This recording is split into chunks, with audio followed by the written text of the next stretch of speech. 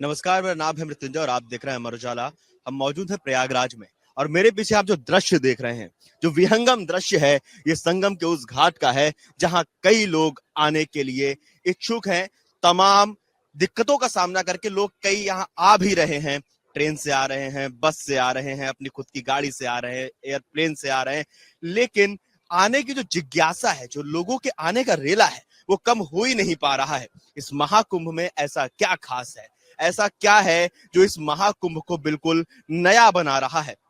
बात करेंगे, हमारे साथ मौजूद हैं वरिष्ठ सहयोगी विक्रांत चतुर्वेदी जी। उनसे पूछेंगे कि इस महाकुंभ में ऐसा क्या नया है। उन्होंने कई कहानियां, कई खबरें की हैं इस महाकुंभ पे। इससे पहले के महाकुंभ, अर्धकुंभ भी उन्होंने देखे हैं, लेकिन इस महाकुंभ में जो अब तक करीब 50 करोड़ से ज्यादा लोग डुबकी लगा चुके हैं आकर, ये क्या खास है इस महाकुंभ में? इस महाकुंभ को किन चीजों ने खास बना दिया है? विक्रांत सर, बहुत बहुत स्वागत है आपका। क्या खास दिखा है इस बार के महाकुंभ में? इस बार के महाकुंभ में आस्था जो है अपने चरम पर नजर आई है। मतलब इसमें अभी हम मेले के अंतिम पड़ाव पे हैं वैसे देखा जाए तो, लेकिन जो यातायात की व्यवस्थाएं देखने में आ रही हैं, जो ट्रैफिक जाम की खबरें हमें मिल रही हैं, जो रेलवे स्टेशन का हाल हम देख रहे हैं, उनको देख के लगता ही नहीं कि मेला अभी अंतिम चरण में जा रहा है। ऐसा लग रहा है जैसे मेला अभी शुरू हुआ है और लोगों में इतना अधिक उत्साह है कि मतलब देखना पड़ेगा कि आस्था के नाम पे कि कैसा क्या है इसको। मतलब कहीं ना कहीं लोगों को ये लग रहा है कि अब चलो, अब भीड़ कम हो जाएगी, अब हम चलते हैं। हर कोई लोगों से जब बात करो तो उनका ये कहना होता है कि अब में तो लगा होगा कि भाई अब भीड़, माघ पूर्णिमा हो गई, भीड़ कम हो जाएगी, वीकेंड निकल गया, सोमवार आ गया, आज दिन मंगलवार का हो गया, फिर लगा भीड़ कम हो जाएगी। लेकिन भीड़ जो है वो कम होने का नाम ही नहीं ले रही। भीड़ क्या, स्थानार्थी कहिए इनको। बिल्कुल बिल्कुल। अब तो जो है काफी सारे अखाड़े भी जा चुके हैं। पहले तो ये माना जाता था कि अखाड़ों का एक अपना जो है वो है मतलब आकर्षण, जिसके कारण से लोग जो है यार चले आते हैं। लेकिन अब जो सेक्टर 18 सेक्टर 19 की जो भी कहानी है, ज्यादातर अखाड़े जा चुके हैं। हालांकि कुछ अखाड़े अखाड़े अभी भी हैं और अखाड़ों का एक वो भी रहता है कि अगर कोई भी अखाड़ा जैसे है या नहीं है तो इसकी एक पहचान होती है। इनकी जो है ध्वजा होती है एक। कोई भी अखाड़ा जो होता है, जब वो महाकुंभ में आता है तो सबसे पहले अपनी ध्वजा को ऊपर करता है। उसकी एक विशेष प्रक्रिया होती है जिसके तहत वो जो है ध्वजा को अपने जो है चारों दिशाओं में रस्सियों से बांधते हैं। बांधने के बाद जो है वो उसकी पूजा करते हैं, फिर ध्वजा को ऊपर किया जाता है। वैसे जब ये लोग निकलने लगते हैं अपने वापस, कोई काशी के लिए निकलेगा या कोई हरिद्वार के लिए निकलेगा, तो फिर उस ध्वजा को उसी प्रक्रिया के द्वारा दोबारा से नीचे किया जा सकता है। तो कुछ पताकाएं तो अभी नजर आ रही हैं, लेकिन ज्यादातर अखाड़े अब जो है अपने निकल चुके हैं यहाँ से। बहुत अच्छी बात बताई आपने। सवाल ये है कि अखाड़ा, अखाड़े भी चले चुके, जैसे आपने बताया कि अखाड़े को महाकुंभ का आकर्षण कहा जाता है। लोग कहते हैं कि बाबाओं से, नागाओं से, जो अघोरियों से महाकुंभ होता है, उसके बाद भी लोगों का लगातार जो स्नानार्थी हैं वो आए जा रहे हैं।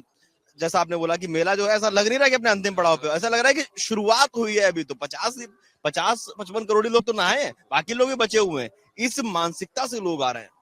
बिल्कुल इसी मानसिकता से लोग आ रहे हैं। और अखाड़ों की दुनिया अपने एक रहस्यमय तो होती है। जैसे आपने नागा साधुओं का नाम लिया, नागा के साधुओं पे मैंने कई स्टोरी की हैं, वो बड़े रहस्यमयी हैं।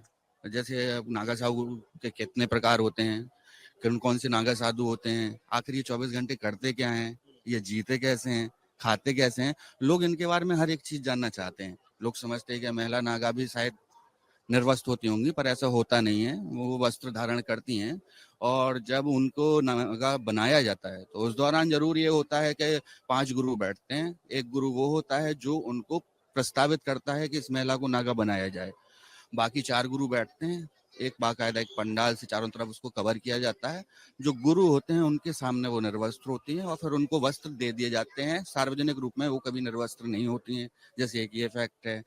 अब जैसे नागाओं के वो भी होते हैं कि जो जो नागा अभी अभी इस महाकुंभ के अंदर बने होंगे तो वो नागा जो है नागा कहलाएंगे। लेकिन अगर उज्जैन के अंदर कोई नागा बना है तो वो नागा जो है खूनी नागा कहलाएगा। अब ये खूनी नागा क्या है, तो ये थोड़े से अलग अलग इनके अपने अपने वो हैं। खूनी नागा तो एकदम बड़ा, थोड़ा खतरनाक सा लग रहा है सुनने में। क्या है इसके पीछे? इन लोगों की उत्पत्ति किस लिए हुई है? सनातन की रक्षा के लिए। सनातन को बचाना इनका जीवन का लक्ष्य है। जीना उसके लिए, मरना उसके लिए। तो खूनी नागा जो होते हैं वो शस्त्र विद्या में बहुत ज्यादा निपुण होते हैं। आपने इनकी कई कहानियां भी पढ़ी होंगी, आपने इतिहास भी देखा होगा। आपने वो जो मथुरा के पास इनकी लड़ाई के बारे में जिक्र किया जा सकता है, जब इनने अफगानी सैनिकों को रेल बना दी थी। मतलब कितना कितना भयंकर इनका रूप था। ये 100, वैसे तो ऐसे एग्जैक्ट फैक्ट नहीं कहेंगे, लेकिन वो कहते हैं कि शायद 111 112 नागा थे वो, जिनने 5000 की सेना से मुकाबला किया और आखिरकार उनको हार के वापस जाना पड़ा। तो ये तो वो इनकी 1750 के आसपास की 1700 के आसपास 1750 के आसपास की बात है। अब ऐसे ऐसे उनमें और भी होते हैं। अब जैसे दंडी सन्यासी की भी एक अपनी प्रक्रिया है। उनके दंड में ही उनका सब कुछ होता है, उसी में उनको बांध दिया जाता है। वो ऐसे सन्यासी हैं जिन्हें आग को, औरत को और भगवान को छूने की इजाजत नहीं होती है। मतलब उनका सब कुछ है। उनका जो है वो दंडी सब कुछ है, वो किसी को स्पर्श नहीं करते। वो किसी को आशीर्वाद भी देंगे तो उसी दंड के माध्यम से देंगे। तो ये बहुत सारे ऐसे रहस्य हैं जो आते हैं यहाँ पे और जो है हमें जो है अट्रैक्ट भी करते हैं। अघोरियों पे भी आपने काफी स्टोरीज की, अघोरियों को लेके क्या सामने आया इस महाकुंभ में, क्या खास दिखा? अघोरियों पे गए हैं, अघोरियों के अखाड़े में एक दो में जाना हुआ है मेरा। तो एक दो अघोरी ऐसे भी रहे हैं जिनकी तंत्र साधना के बारे में जाना। जैसे वो कह रहे अघोरियों के लिए ये कहा जाता था कि ये नरबलि देते हैं, तो मैंने उनसे पूछा कि नरबलि का क्या होता है। उनकी एक पूजा होती है, उसमें रक्त की जरूरत होती है। मैंने एक अघोरी से बात की थी तो मैंने बताया कि तुमने कैसे फिर किया इसको। बोले एक दिन मेरे गुरु ने मुझे बुलाया और बोले आज की पूजा में जो है नरबलि लगेगी। बोले मैं पूरी रात सो नहीं पाया, मैं नरबली की व्यवस्थाएं कहाँ से करूंगा, नरबली की व्यवस्था वो कहाँ से करे। तो फिर वो एक हॉस्पिटल में उसका दोस्त था, उसके पास गया, उसने अपना खून खुद निकाला एक बोतल, और उसने अपने एक बोतल खून निकाला। उसके बाद जो है वो लेके गया उस पूजा के लिए और उसने अपने गुरु को वो अपना जो है खून दे दिया, और वो उन्हें खून दे दिया और उससे उसकी पूजा अपना ही खून। अब ये भी है, बहुत सारी अघोरी ऐसी महिलाएं भी नजर आई जो काला वस्त्र धारण करके जो है महिला में थी। उनके बारे में पता किया कि महिला अघोरी का क्या अस्तित्व है। एक पंडित जी से बात हुई काशी के, उन्होंने बताया कि भगवान शिव के 5 मुख होते हैं, उनमें से एक मुख होता है उसे अघोर कहा जाता है। अघोर मुख में जो है पार्वती का वास नहीं होता है, इसलिए उसे स्त्री विहीन कहते हैं। हाँ, तो स्त्री विहीन होने के कारण महिला अघोरियों का अस्तित्व नहीं रहता है तंत्र साधना में। अगर ये कोई अघोरी महिला अपने आप को बता रही है तो इसका इनके लिए एक वर्ड यूज किया गया, वो है छद्म अघोरी। छद्म अघोरी, छद्म अघोरी कहलाते हैं, क्योंकि तंत्र साधना में कहीं पे भी किसी भी पुराणों में इनका जिक्र नहीं मिलता है। अच्छा, जैसे कहा जाता है कि महाकुंभ जो है, महाकुंभ अघोरियों से, नागाओं से, बाबाओं से, अलग अलग तरह के जो अतरंगी अंदाज दिखते हैं, इस महाकुंभ में ऐसा क्या अंदाज दिखा, क्या खास दिखा? खास तो रहता ही है इनका अपने आप में आना, पूरे सार्वजनिक जीवन में तो ये दिखाई देते नहीं, वैसे देखते हैं तो इनकी जो वेशभूषा होती है, वो जो इनके श्रृंगार होते हैं। अब जैसे नागा को ले लो, नागा जब अपने शाही स्नान के लिए निकलते हैं तो 21 प्रकार के श्रृंगार करते हैं। उनके 21 श्रृंगार होते हैं, उनमें उनकी माला भी होती है, उनकी अंगूठी भी होती है, उनका शस्त्र भी होता है, उनकी फूल भी होते हैं। अंगूठियां उनकी 2-3 प्रकार की होती हैं, जटाएं होती हैं, उनको बांधने का एक तरीका होता है। तो ये सब कुछ अपने आप में रहस्यमय है। मतलब ऐसे आप वैसे कह सकते हैं कि मेला को जब आप जानना शुरू करते हैं ना, तो आपको लगता है कि आप मेले को जान नहीं पाएंगे।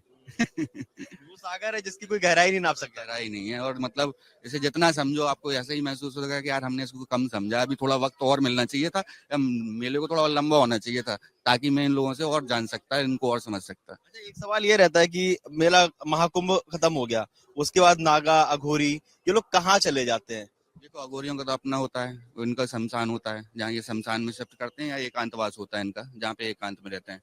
नागा जो है 2 प्रकार के होते हैं, एक तो वो होते हैं जो राजसी वैभव में चले जाते हैं, और एक वो होते हैं जो जंगलों में वास करते हैं। जो राजसी वैभव वाले होते हैं वो ज्यादातर मंदिरों के पीठाधिकारी बनते हैं, या इनके अपने अपने पद होते हैं, वो वहाँ मूव कर जाते हैं। जैसे अभी ज्यादातर नागा काशी की तरफ चले गए हैं, क्योंकि शिवरात्रि उनका बहुत बड़ा पर्व है।